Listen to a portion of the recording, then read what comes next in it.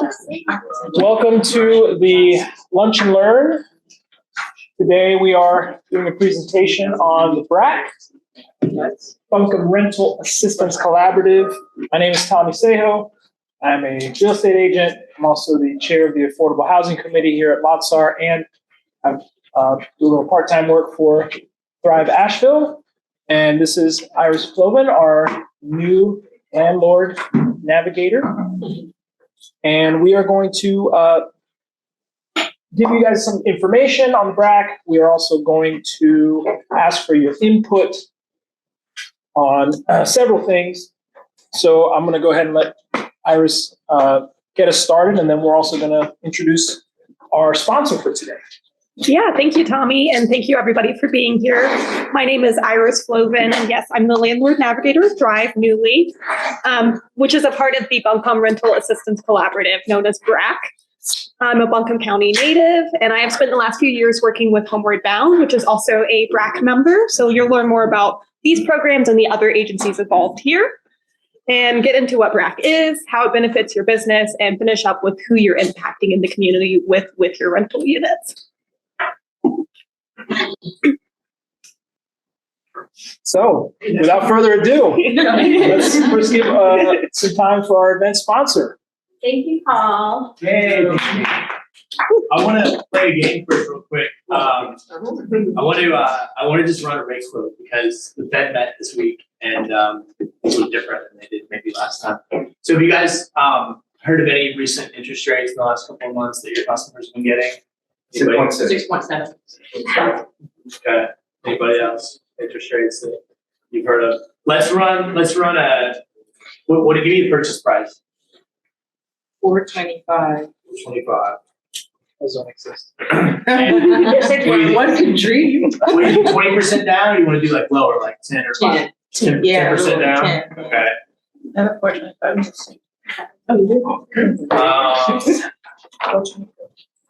All right, and then I'm gonna give him a credit score for that person. 705. 705. All right. I'm gonna go single family primary residence.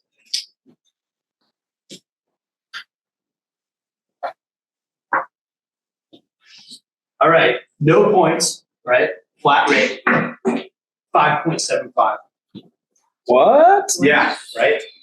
So the Fed met this week, and yeah, I know. Thank you. Let me let you consider that for a moment. First, at Home Trust Bank, we don't have to make as much money on our loans, so we do tend to have lower rates. But it was like more like 6.25 or 6.375 at the beginning of this week. Okay. The Federal Reserve said what we all thought to expect, which was that we're going to start to see, well, we're not going to see any more rate hikes. We are going to start to see rates fall throughout the year. But interestingly, they said that we should expect that to happen at a slower pace than what we thought a few months ago. And somehow still the market has built in the first 3 of 6 rate cuts this year. They also left some language in their release that kind of I think they're concerned about world conflict. They keep talking about Ukraine and the Middle East, and especially Middle East petroleum prices can be inflationary because the cost of petroleum is built into like every product and service. So they are leaving room for maybe that things don't continue to fall. But I should have stated to calculate what a difference in payment would look like between, but it's huge. You know, the difference of 6.75 and 5.75 is a lot of money. And I'll say too, I thought about when I'm recommending to my customers what I think the best thing to do right now is we got loans for people just a few months ago in the 7s, you know. I'm thinking, okay, well, it obviously makes sense to refinance those loans right now. But what if rates fall again, right? What if we end up in the fours? So I started calculating, and I really found that if you refinance now,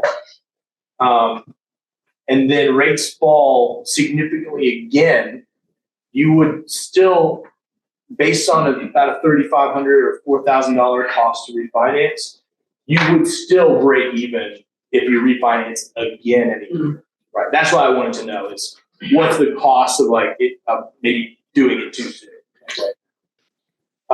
Obviously, if someone's purchasing, like now it's just a better time than it was like a month ago. So anyway, my name's Paul Heathman. I'm also on the Affordable Housing Committee and do these housing mobility workshops that have just been, thank you so much for bringing that to us. You created that program for us and it's been wildly successful. I love it. I'm also on the Affordable Housing Advisory Committee. So I work with City Council and a team of people to make recommendations, mostly for like policy adjustments, grant work, land use incentive grant is an example. And then trying to make it easier for developers, particularly who want to create units that would be categorically affordable, or I think what we focus on now is the portion of that development would be affordable, because mixed is really what we want. We don't want to we want to see people from all economic backgrounds kind of living together. That's like the healthy mix that we see or we want. So I'm also on the board of directors and the chair of the Creative Homes Committee at the Builders Association of the Blue Ridge Mountains. And I got in an accident 6 years ago, and over the course of the next 2 years after that, I got deeply interested in health, and I went on a journey to try to figure out what that meant for me. And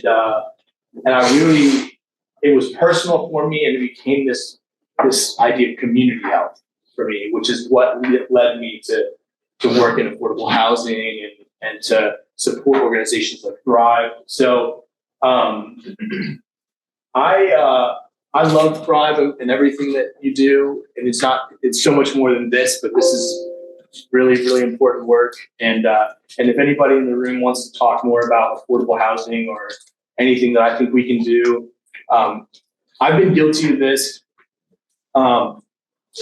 maybe thinking that it's an unfixable problem, that it's like we kind of make jokes about how it's not possible to make housing affordable. But if you zoom in a little bit, I can show you story after story of where we solved the affordable housing crisis for one family. And that's how we're doing it. It's one family at a time. So anyway, thank you. Thank you.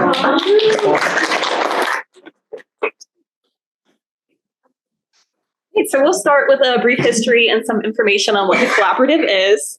In 2020, Thrive Asheville launched its own landlord-tenant partnership program, which connected voucher holders with the housing authority to those area landlords to help them get successful lease ups with long-term stability. We did this by offering incentives as well as ongoing tenant education and support. In 2020, the city and county saw the success of this program and provided funding for us to start the Buncombe Rental Assistance Collaborative. And Thrive serves as kind of an administrative backbone for this program. RAC is composed of 5 key housing agencies in the county that come together for collective impact. There are agencies timed together. We found that with collaboration, we can make the current housing ecosystem less messy. Originally, like the arrow seen above, you have these different programs kind of competing for units and trying to figure out how to get their particular people in housing, sometimes at the expense of other people in the same situation. So Thrive and the Buncombe Rental Assistance Collaborative is here to help move these agencies all in the same direction. So to start, let's talk about what federal rental assistance is and kind of your background knowledge on this. Does anybody have any information about what these programs are or what that looks like?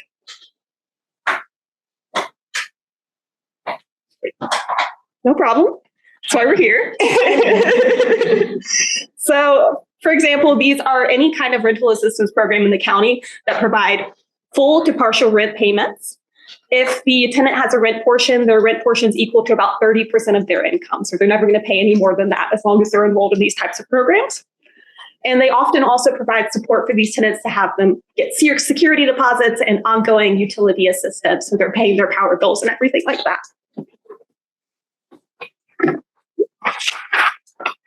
So the big why are we doing this, right? So as you can see above, some really important points as to how these impacts go beyond, what the scope is of just having a rental for someone. And I just want to speak to my journey through this and my wife. We had a rental property. We were in the private market, and during the pandemic, we lost our tenants. And Kate approached us and asked, "Hey, do you guys want to be a part of this, pilot program that we're doing, landlord-tenant partnership?" I said, "Sure. Kate's awesome, and we believe in what she's doing." And when she told us how we were going to impact the community by helping to, move folks from public housing into the private market, getting the kids into maybe a neighborhood where they're going to be able to be supported a little bit better, we did so. And since that time, we've worked with 3 different families, 2 of which are still current because we were able to get another property, and we also are housing another voucher holder family there. And I think the big thing that attracts us to it, aside, as we're going to show you, it's not just something where financially it's necessarily so much more beneficial or more than the private market, but what it is that you're just doing this extra thing for the community that goes beyond your own personal kind of finance, right? You're providing a place for a family that needs it. You're helping the kids of these families. I was a teacher for 21 years, and I worked with a lot of kids who were in the PBA or Hillcrest communities. And just you can see it when you're working there on the front lines. You can see some of my kids are coming today really tired because of something that happened in the community that kept them up that night, or there's something going on that is not allowing these kids to be as successful as some of their other peers. And when you trace it back, you're like, okay, yeah, there's a feeling of being unsafe or something else that's going on, and it's directly linked to housing. Because everyone, housing needs to be really thought of as a right, as something that we need. Everyone needs it, right? Shelter, food, all those things that are necessities. So I just wanted to share that piece because it's, as we're going to present now, some of the other benefits. You're providing this just giant community value when you participate with the BRAC. Awesome. Thank you, Tommy. To speak to what Tommy said here, for example, last year, there were over 100 households in the county that had federal rental assistance vouchers, but were unable to find anywhere that would accept them. Most of these people were female-headed households, and 65% of them included children, and that was just the voucher holders. These programs assist in the housing search for these folks and offer administrative assistance to property managers like yourselves or owners to provide extra protections and engage them with federal rental assistance in an easier way. These programs give tenants an affordable place to call home and can transform their economic opportunity, deconcentrate poverty, and increase community health and safety. There are some misconceptions about rental assistance that we can get into further, but together we can address them and change them and really make this work for everybody in the community. So what are some of the ideas people might have about working with these programs? I know the one that people typically hear of that is kind of an old name is that Section 8. I think that carries a lot of stigma with it when people hear it in the community. But really, these programs aren't as risky or complicated and take as long as you might think they do. With BRAC, we've actually found that it's quite the opposite. Through BRAC and our agency partners, we've added an extra layer of support to both tenant and landlord to help manage and support this tenancy. And through our agency partners, we're able to have a shared experience and collective impact of success for all of these people together. So we make the navigating the entire process from finding a rental unit through lease up and providing ongoing support throughout the tenancy to make sure everybody's heard and feeling comfortable with the arrangement.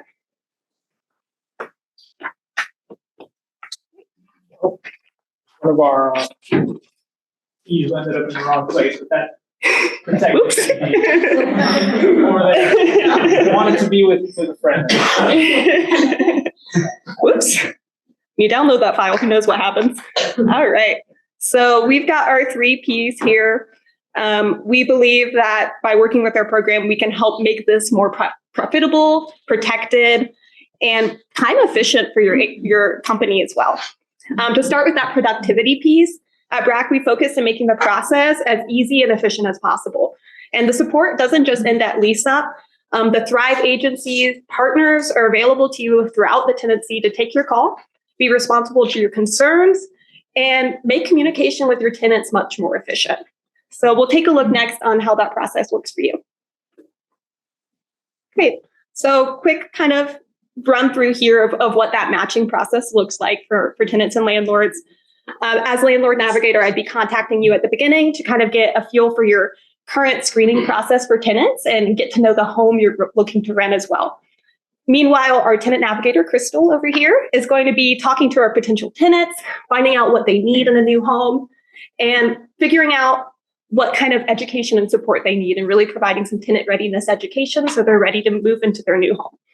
Then we look at all of our options of tenants we have in the collaborative and pick 1 or 2 that are going to be the best fit for you and help make that match for you. So you don't have to spend a bunch of time screening all kinds of tenants on Zillow or Trulia.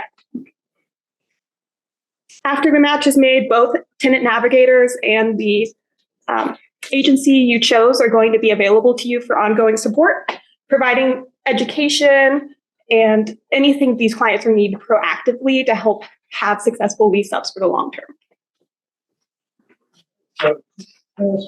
Yeah, of course. So, what does that matching process look like beyond kind of the normal, oh, I need 1 bedroom, I need this neighborhood, other soft issues? I don't even know what those would be, but what other considerations are there? And then the second part of that question is, does the landlord have the ability to accept or reject whatever is put forward, or how does that process work? Yes, of course. To address your second question first, you always have the ability to deny or accept a tenant based on your normal screening processes. We're never going to force anybody upon you. And if you aren't happy with the match we made, we'll keep looking for a new one, or you're welcome to go to the private market as well. As far as what kind of information we're gathering on tenants and properties, we're looking at maybe what your background check criteria are, what your feelings on having pets or emotional service animals in the home are. We're looking for units that might fit accessibility needs for our tenants, and really just kind of looking at the whole life experience of the tenant, what kind of neighborhood they need to be in, how close they are to their job, as well as what you're looking for as a business owner, what kind of credit score you're used to filling up, those things like that are going to be exclusionary criteria for you. Okay. I might add too that one of the other, and it does vary from agency to agency, so that's why it's so important that at the end of the day that landlords feel like they are totally comfortable with the person that they're leasing with. And obviously that agreement continues to be between the landlord and the tenant. But Crystal, our tenant navigator, and case managers at the other agencies are also looking at some of the things that maybe we refer to as kind of like the soft things. Like we had a case, and it's happened several times, where Crystal is working with people for months at a time and might not feel like this person is able to be responsive enough to have a relationship with the landlord, or has mastered a budgeting component that is important for being able to manage utility payments that they haven't made before. So the intake process that all of the agencies, and I can speak specifically, and Crystal can say more, really does include assessing some of those skills that they'll need to succeed on the private market. And so when Crystal and Iris sit together, they're kind of saying, is this person really ready for this step? And so that's part of the recommendation. Yeah, and as a landlord who is participating in this, you know, when my wife and I met the candidates, yes, you get to pick who you want to go with ultimately, but it's nice because the process that when we were doing private market stuff, you know, as many of you might be familiar with, is you're vetting these people and you're doing all this legwork, so much of that is taken off of your plate, and you're literally just showing up that day, meeting the person, and you're kind of at the end of the stage almost, where you're just literally just meeting and seeing if you're gonna get along because they've done a lot of those things that Kate just mentioned. All right. We covered productivity for your profits and your bottom line. We're really looking at making this work for your business. Just so you know, there is about millions of dollars on the table for federal rental assistance that is not being utilized right now. So if you're willing to accept it, that's money that could be in your pocket. These programs, like we said, provide partial to full rent payments, and they aren't affected by tenant life changes, recessions, pandemics, or eviction moratoriums. So you're guaranteed that rent coming from the agency for forever long that contract with the agency is for. BRAC, people typically provide their security deposits as well, with some of the agencies able to offer double security deposits or 2 times the monthly rent.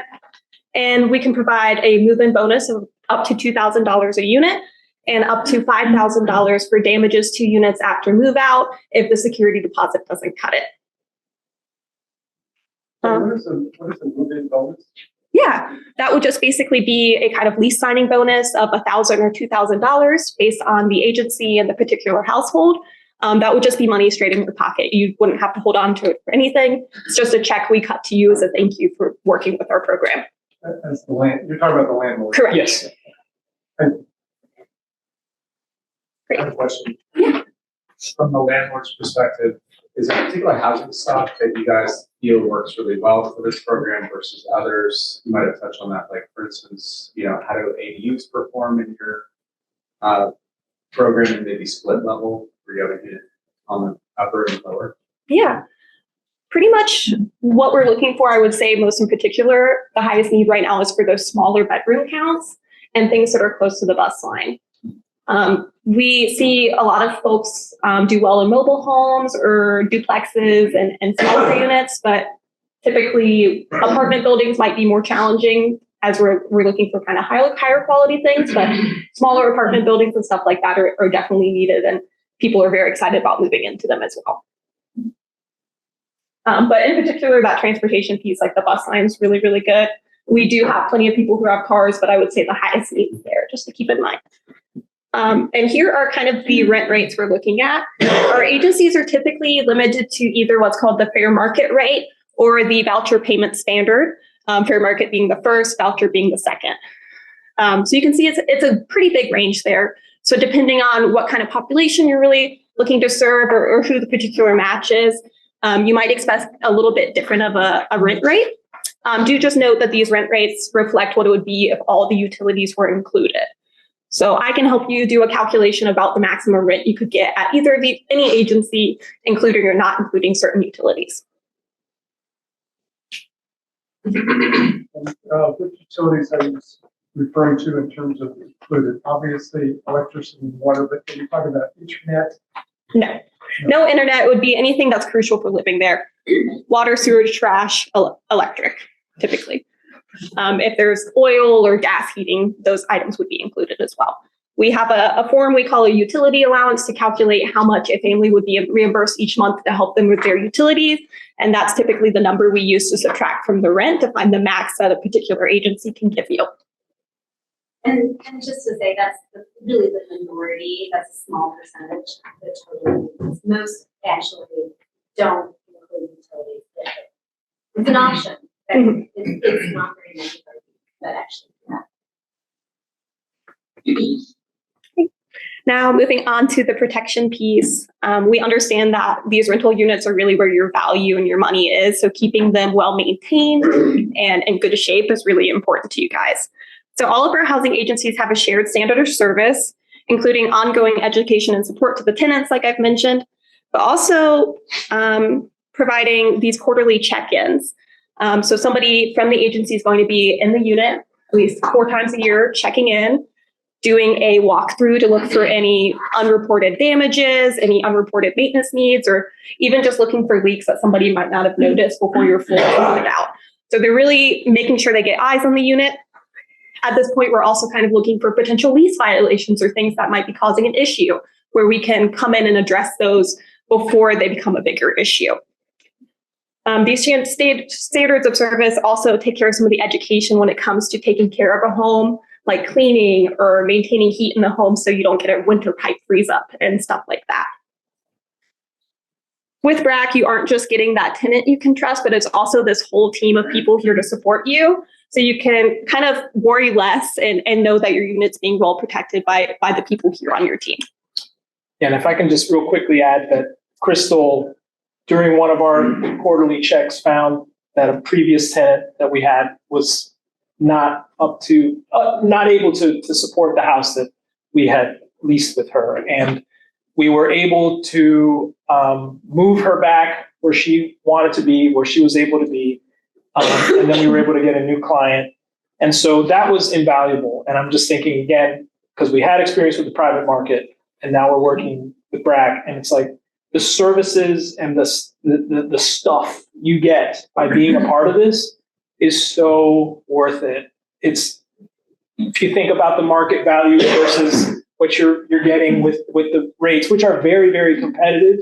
I mean, if you're looking at it in black and white, oh, look, I made an extra $1,000 doing it in the private market, but that $1,000 would have vanished had we kept, someone who was doing that in those conditions in the private market. And, again, the stigma with the Section 8, just to bring that point back up, is very much just that. It's just a stigma because, and when we had it in the private market the first time around, we had a tenant who we also had to part ways with because they were just filthy, and it was on the surface, you're like, oh, wow, yeah, they got a job and they look great. And this is all fine and dandy. And you come in and you're like, oh my gosh, we got to get these people out of here. So again, for those of you who are experienced landlords who've done this, that all of that doesn't really matter. It's ultimately being able to work with your tenants. And because of these protections, you have extra help. So it's invaluable. I just want to ask something quick. We really try to work with the issues. It's not our goal to Yes. someone if we have an issue. This is a different situation with the tenant. It's like, I just don't want to participate. I want Yes. to go back to where it was before.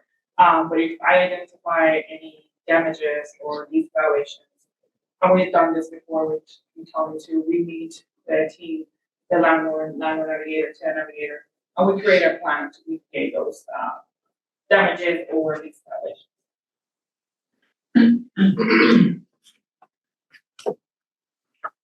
Great. Just before we get into the individual agencies and folks you're going to be impacting, if you choose to work with BRAC, we're just going to pause for a moment to get your feedback.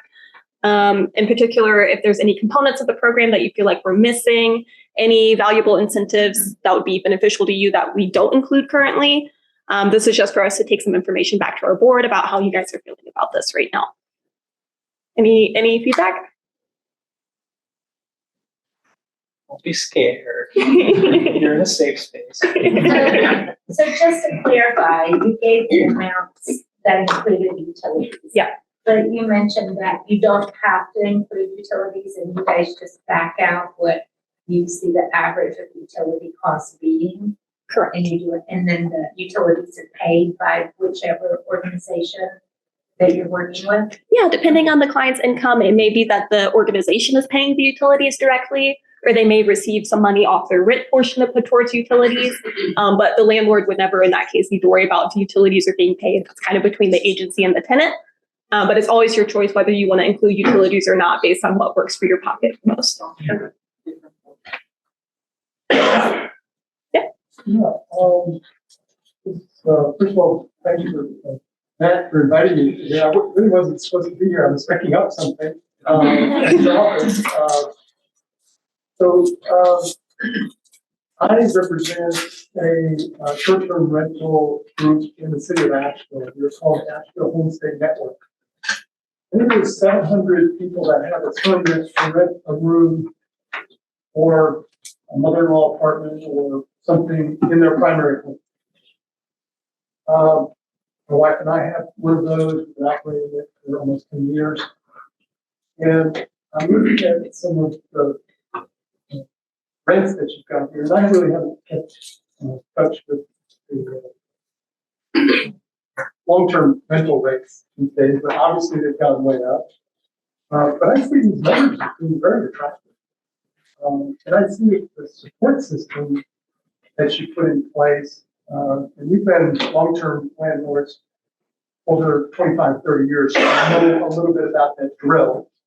And a lot of the concerns seem to be addressed here, along with your experience. So I think it's a pretty attractive program. I can't think of anything off the top of my head that I can add to it. I just want to validate what I'm hearing as your initial offer in terms of the sales pitch. And there may be some people in our organization, and one of the reasons I'm here is because we just did a podcast with Matt, for the very first podcast that we're starting, but this may be something that we want to bring to our 700 members and say, you may be tired of, greeting guests 3 times a week and beyond 24 hours a day, et cetera, et cetera. And oh, by the way, once you back out housekeeping expenses, all of those things, that may be pretty darn close to this. So anyway, I'm glad that just happened to join. Here we go, 700 new units. Maybe more. Awesome. Thank you so much. To sort of piggyback off of that, from a homestay perspective, you're looking at, a room or a limited space within a house, right? That you're renting out. Is that an opportunity that exists within this framework? I am not 100% sure on the exact inspection criteria when it comes to shared homes. I believe it is something that is possible under most of these agencies, but it's not something I would say they have a particular experience doing. Those mother-in-law suites with separate locked doors is typically what we look for, just to give somebody security and be able to start feeling stable and at home. But it is something that maybe could be talked about and looked into about how exactly that works. I'm welcome. I'd love to look into that more for you guys and be able to bring more information on that particular scenario. Thank you. Of course. Great. Then we'll get into kind of who we're working with here. At this point, we have a goal of by the end of 2024, housing 150 households through this program. So far, we've done about 90, just to show you kind of the success we've had and the experience we've had doing this so far. So that's 90 in 2023. That's amazing. Feeling good about that. Congratulations. So we'll kind of introduce the players here. On the next slide is kind of who you're getting over at Thrive Asheville. So it's myself, landlord navigator, helping guide you through this whole process and available to take your calls whenever, to answer any questions and get you more information and really help make the correct match for you. Crystal over here works on the tenant side, doing the same thing, getting to hear what these tenants are needing and provide them the support they're needing to be successful long-term. Kate Pett back here is our deputy director. She manages our communication, funding, and evaluation so we can keep this moving and keep this program up to compliance and getting the funding it needs to keep going and keep offering you these incentives. Thanks to both of them. On to the organizations that are a member of this umbrella. The first off is the Housing Authority for the City of Asheville, who offers housing choice voucher programs. This is what you traditionally hear called Section 8. I think that term was retired quite a few years ago, but this is generally who you're thinking of when you think of Section 8. And the first 3 organizations we're going to talk about here are the folks that can offer those higher voucher rate rents, just for some context there. BRAC is utilized by the Housing Authority for some of its placements to offer the extra incentives and supports to landlords and tenants. Of course, they house a ton of other people who are not a member of BRAC. So that's just something to keep in mind when you look at any of these programs. There are far more people being housed than simply by BRAC. BRAC is an extra layer to help incentivize landlords and provide a little more support to these tenants. So all of these agencies are housing a lot more people than that 90 that we counted there, just for context there. The Housing Authority group is a really diverse group of renters. They all have housing choice vouchers in hand, ready to move in. But some of them might be coming from already renting out in the community, where others might be in different places in their life and their rental history. These can be single person households to large families. So really anything goes with them. It's whoever the housing authority is really prioritizing to get these extra incentives. The landlord-tenant partnership, which is what the pilot program that Tommy first got involved with is Thrive's own program. And in particular, it serves those with children under 15 years of age in their household. And they're currently living in housing developments, public housing developments, and are looking to move into private market rentals. There's some good studies out there that support that children who move out of public-based housing and into private market rentals have much more economic mobility when they grow up. So that was really the reason this program was funded, to help really change the lives of children who are currently living in public-based housing. Great.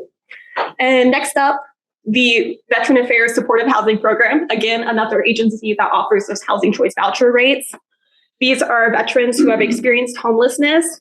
Many of them are currently living at what's called the Veterans Restoration Quarters, or VRQ, and they have clinical level case management that's going to be staying with them long term. These folks are again offered those higher rent rates, and anytime they move in from the VRQ, that just opens up a new bed for a veteran to stay warm. So that's just that added benefit there, that you're moving people through this process and more people can be safe and housed while they're waiting on their long-term placement.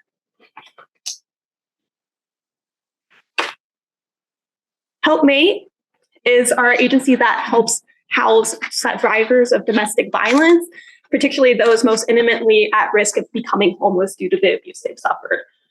These folks are grant funded, meaning that they are typically more around that fair market rate rent, but to kind of counteract that, they offer those double security deposits, just to give you a little more money to work with at the end of tenancy. So they thought of that, but unfortunately they are kind of more down at that fair market rate rent.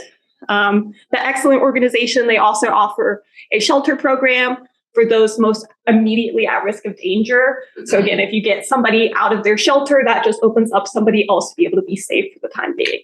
So that's a really big impact to keep moving people through their program and get more people to safety for the time being. A quick question. Yeah. From I guess the HUD perspective, what are fair market rate rents in our area? I see what you've listed here. Yeah. But do we know what the breakdown is for 1, 2, and 3? Yeah. If you look within on that agency, within those agencies? What you're looking at there is that rent rate. It would be the smaller rent rate in the first one. So that would be your fair market Okay, rate. so that's And the second one's the voucher rate. okay, so that's the designated by us as okay. And those are updated yearly to kind of get more online with the market. So I believe fair market updates every October. So this is the rate through October 2024. Okay, gotcha. Thank you. This includes utilities, yeah. So happy to talk through what your particular utility allowance would be with just a little bit of information and help you figure out the cost there. Okay. Great. Homeward Bound, which is my organization. They believe that housing is a human right and really serves anybody who has experienced homelessness. These folks are both veterans and civilians. They offer an SSBF program as well as a civilian housing program. And they offer both long-term and short-term rental arrangements through this, meaning that some folks just need that kind of extra boost to get into housing, get their security deposit, get a couple months rent. So we have somewhere between 6 months, 1 year, 2 years, and then people who are on the program indefinitely. So just some context there, that their folks can be in different levels of need. Well, of course, we'd always be upfront about how long-term assistance is when presenting somebody to you so you can make that decision. Their rent rates are also those fair market rates, but they most often offer the double security deposits. And just a little plug for information there. If you ever are turning over a unit and have a lot of furniture that somebody left behind, you're welcome to take them over to the donation center. They can come pick those up. And that's just a great way to make an impact, even if you're not renting a unit directly to Homeward Bound. So felt like you guys might just need that information. Always good to send furniture their way and it goes into somebody's house when they first move in. What if your clients need to get rid of furniture when they move in? Right, Yeah. as a realtor, just call Homeward Bound, they'll come pick it up. Yeah. Yeah. It's not really well. Yeah. Awesome. We don't take mattresses. Correct. Or beds at all. Yeah, that is the one limit there is those mattresses and beds. All right. And that is all of our agencies. Do you have any questions on those particular agencies or anything else we've shared here? If not, I'll go ahead and plug that we have a QR code here that leads over to our website. And on that page, if you scroll down to the bottom, you can enroll on our newsletter. And there's also a link to the application, meaning if you have a unit you're ready to propose today, you can input your information about that unit there. And I'll be reaching out to you to learn more information and help you get you started on this program. Awesome. That was our presentation. We appreciate your time. Thank you.